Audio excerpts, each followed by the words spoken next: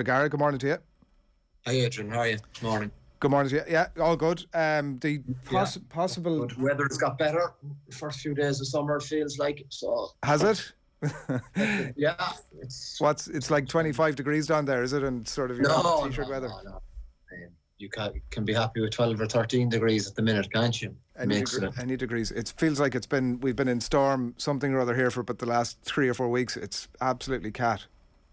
Yeah. Well, we got a bit of that last week, but this week now, Tuesday was probably the first day where it doesn't get dark till maybe 6:45, and sunshine in the morning makes a big difference. Yeah, we haven't seen the sunshine here in ages. Ronan, so sure, send us a bit of it. We could do with it. Possible team named across some of the papers today. Some debate about whether it'll be, I know Jerry Thornley of the Irish Times says Hugo Keenan at fullback. Some debate about whether there might actually be Michael Lowry. But the big talking point all week, last 10 days, has been whether, we were chatting about it last Friday morning, about whether Joey Carbery would get the nod at Italy. And you were talking about the building blocks last week, and it looks like he's going to keep rolling them out. Yeah, absolutely. I think the most important thing here was that it was going to be after the French game. Like with the Italian game, I think it's the one game in the Six Nations where as a coach or as a management group, you can experiment to a certain extent. And with the other opposition, you can't do that. So this is the game where I think you can make widespread changes. Whether you do that or not is up for debate. But I think what happens, and I suppose in Camp Ireland at the minute, is that you have serious competition for places. So, yeah, you want to probably keep a bit of stability, but also I think what you're looking to achieve is when you have that, I suppose, without doing much, people fighting for the jersey, without the coaching group really realising that, and that's what's happening. So for me, I was looking at it, you could play a number of different combinations, a number of different teams, but I think the top 40 players who play or get an opportunity to play this weekend will be very performing because of the environment they've created. So I mean, probably looking at my initial reaction from looking at the teams or potential teams was that I expected a lot more changes, but that doesn't seem to be the case. But I think I've read articles and I've read debate about winning the Six Nations, but winning the Grand Slam is probably what the big thing is. I think. If you win 4 or 5 games and you have developed a lot of talent and found out a lot more about people that you didn't know before the Six Nations, that is a far better situation with a World Cup in mind than playing your strongest 13, 14, 15 every game for 5 games. And then it seems to be very short-term view. But Six Nations is a fantastic competition, but I think where we are with probably previous disappointments in World Cups is that the World Cup seems to be the focus, and it probably is easy to explain that in the number 10 position. If there was a World Cup final tomorrow, Johnny Sexton would start. It isn't. It's 18 months away. Joey Carbery did well in France. Johnny Sexton isn't really going to get better. And can Joey Carbery get better to an extent that you have 2 viable options in that position? Tight head prop, out half. Who's the second 15 at the minute? There's huge competition in the centre and the wings and the back row. But I suppose I probably thought there might be 1 back row kept and have a look at 2 others, maybe 1 second row, have a look at. But it seems to be that they're probably going for a lot of experience with 1 or 2 changes. Yeah, and Henderson, some of them have forced, obviously, and Henderson seems to have COVID as well, and that rules him out. Maybe another couple of changes off the back of it. What, from what you know of Sexton, is he knocking on the door this week going, listen, we've England in 2 weeks, I want to get in, I need the game time, or is he just understanding of all those points that you've just made? No, that's it. It couldn't be further apart, I suppose. I was just thinking about it. If there was if I was Johnny Sexton, the player, and now I have an understanding of what the management side of the game looks like, it could not be poles apart in your mental mindset. You know, the competitor as a player is like, you don't care about anyone else by yourself. You do care about the team because you're the captain, but you're a vicious competitor and you want to play every game. This thing about building for the World Cup is nonsense in your head, because for you it's, if I'm the best player in the country, I deserve to play at the weekend, and that's perfectly acceptable from the player's point of view. What you're looking to do from a coaching group or a leadership point of view is that if, for example, Furlong, Doris, and Sexton get sick or injured or stuck in a lift the morning of a World Cup quarter final, what do you do? So there's no point finding out on that day, and the way I suppose you upskill other players that aren't as good as your world-class players is they get better by more minutes they've played and getting more competition for places. And in a certain case with Johnny, I suppose it's just the age profile. What will he be like in 18 months' time? Yeah. So it does seem that the team picked this weekend is kind of more about the now then. Like, I mean, you can argue Carbery either way, but if the team that we're seeing is going to be the one announced, like it is the likes of Henshaw coming in, Peter O'Mahony coming in, that is quite a short-term look, as if Italy and getting those 4 wins is all important. Yeah, but I suppose, like, if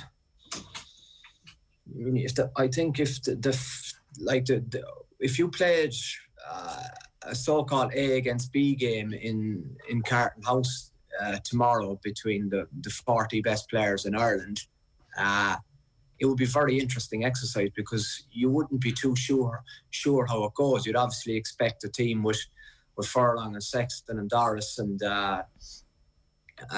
Keenan and that to win, and James Ryan and those kind of people. But I think sometimes we underestimate the difference between, or we overestimate the difference between the starters and the potential replacements. Sometimes there's very little between it, and you're better judged by being in camp, be able to give that opinion. Like, we don't know where Hume's limit is. We don't know where Balakoon's limit is. We don't know where Lowry's limit is.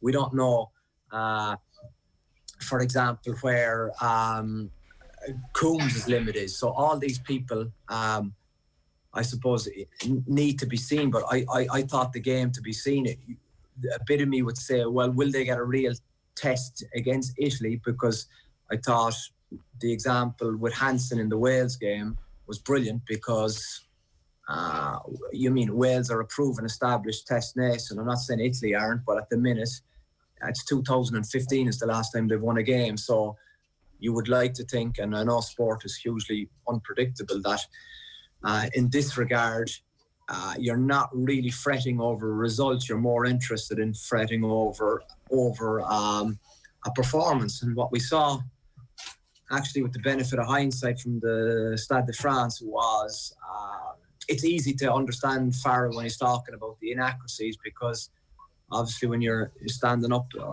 behind the goalpost in an average seat, you miss a lot. So when you review the game, you could see what he was saying, that he's frustrated, I think, with, I suppose, skill set errors. There was 1 or 2 structure errors in attack where people were missing their roles, but I think from a skill set point of view,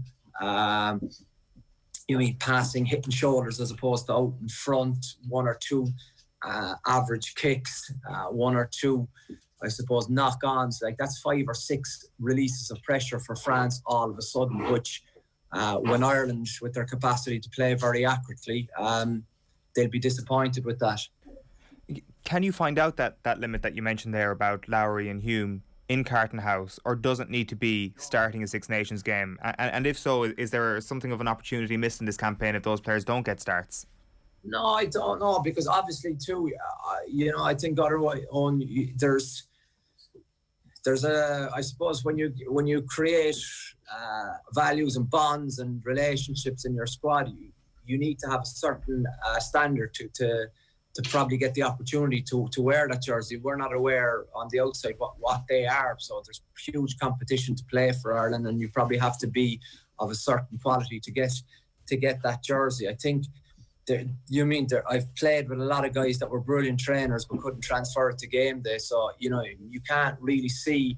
You get a good indication in training, but the ultimate is what happens for the 80 minutes, because you got to remember too, a lot of guys thrive on contact. Contact scenarios are very limited Monday to Friday because of you have to manage your players and the contact load. But guys excel in the game. For example, Hume, I think would be better in a game than in training, because for me, he likes to take people on.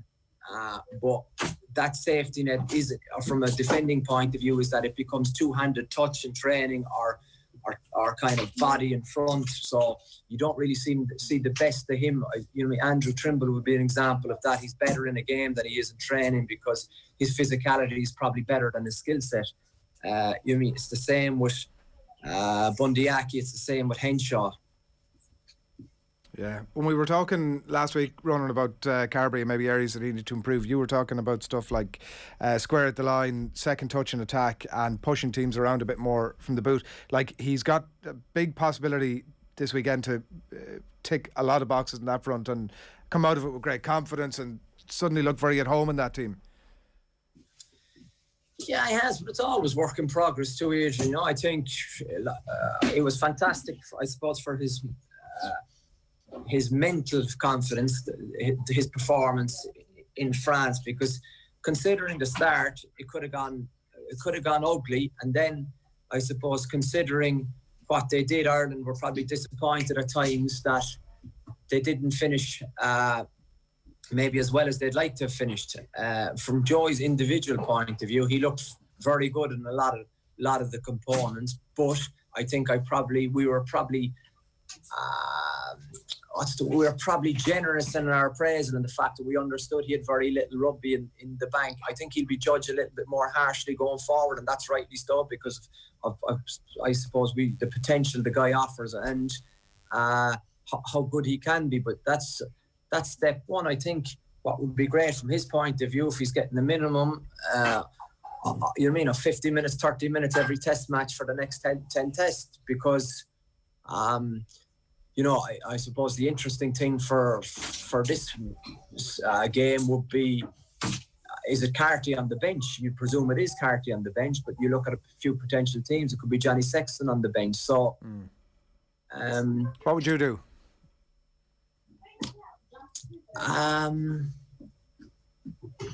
I would tell Johnny to take a rest. You had to think about that. That's an awkward conversation. I know the competitor is, you know. So that's what you want out of your top players. You want them ratty with you. You want them very physical, and you want them frustrated if you're making a decision. But there's only one boss who can make that call, and that's what you've got to do.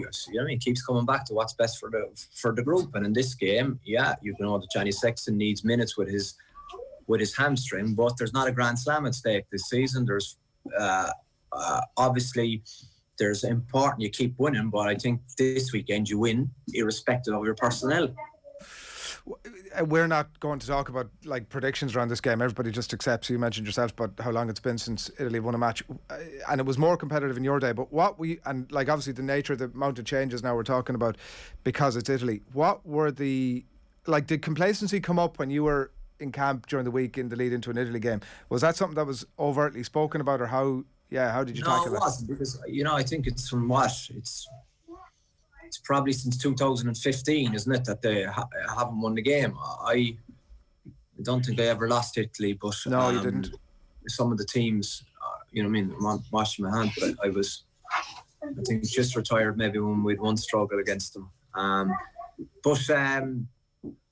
No, there's none of that. The great thing, as you say, I know Ireland didn't win in Stade de France, but there was a lot of positives to take out of that. I would say there was a disappointment for 48 hours, and then a realisation of the missed opportunities, because when you go through the video in a bit of detail, you could see there'd be 5 or 6 elements that they'll be disappointed with, but I think what they'll be made aware of are their learnings, as we call it nowadays. If you did this, this and this, that's how we get the performance that gives you the desired result in Stade de France. And that's not exaggerating. It was based on small margins in the end. So I think what they have now in Carton House, if they have a competitive environment. When you have a competitive environment, it just ups the standard and it ups the competition among the players, and all of a sudden the thing is humming, and that's when injuries aren't noticed. People I suppose, with huge credit in the bank missing aren't noticed. The show goes on, it rolls, and you have momentum, and that's what you want when you're I suppose, in charge of the group. Yeah. You were talking last year about it was a small chance at some point over the last few years that you were going to get involved with Italy, or you were asked at least anyway. It feels like a giant bullet dodged, obviously now. What about Italy's future in the tournament? Like, is it never a stronger case, I suppose, to be looking at some of the nations that might warrant a place if there was some sort of a relegation situation, or what are your thoughts on that now? Yeah, I think that's, I probably the idea of bringing in a superpower of South Africa, New Zealand, or Australia. It's Six Nations has huge history and huge pride in what it stands for. That for me, you have to rename that. It isn't the Six Nations with South Africa or New Zealand or Australia in it. It doesn't work like that. I think there is validity in potentially playing a relegation playoff between the bottom team and the emerging nations. But I think if, for example, another team were to replace Italy, I think you have the same. You probably have the same issue. I think they're on a negative spiral, and it has been for a long period of time. But there are big, I suppose, rays of hope when you look at an Italian under-20 team beating England. So maybe just this is the most difficult cycle they'll have. I think they're very important for the Six Nations, and for me, I think you stick with them. You mentioned learnings earlier on. You had a bit of a wild ride last weekend. You had enough done against Clermont, but they got close in the end. Yeah. 31-13, 77.25 on the clock. Mad. And, welcome to the top 14. Absolute mayhem. We got incredible, I suppose, never say die attitude for our bonus point try after 77 minutes. You think there was a bit of fortune in it, but the guys, it was a bit of a dead end case, but guys kept chasing and they managed to get the ball down. So it was 4 tries to 1. So that's what happens in top 14. You have to outscore your opposition by 3 tries to get a bonus point in attack. So we had that, but then of course kick-off reception, we miss it, and they score off that, and then literally kick off again and they lose the ball and we get it. We throw a speculator and 2 tries in 3 minutes. So